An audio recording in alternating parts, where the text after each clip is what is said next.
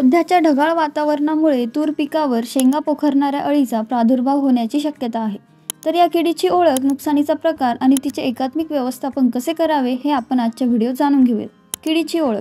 पूर्ण वाढ झालेली अळी 35 ते 50 मिमी लांबीची असते। ही अळी हिरव्या रंगाची असून त्यांच्या शरीरावर बाजूने करड्या रंगाच्या तुटक रेषा असतात। अळीचे अर्धे शरीर शेंगेमध्ये तर अर्धे शरीर बाहेर असते। नुकसानीचा प्रकार। अंड्यातून बाहेर निघालेली लहान अळी सुरुवातीस तुरीची कोवळी पाने खाते।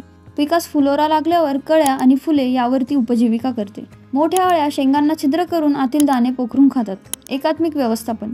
पीक कळी अवस्थेत आल्यापासून हेक्टरी 5 कामगंध सापळे लावावेत। यामुळे किडींची आर्थिक नुकसानीची पातळी कळेल। अळी लहान अवस्थेत असताना HNPV विषाणूची 250 एली प्रति हेक्टर प्रमाणे सायंकाळी फवारणी करावी। काही रासायनिक पद्धतींचा उपयोग देखील तुम्ही करू शकता।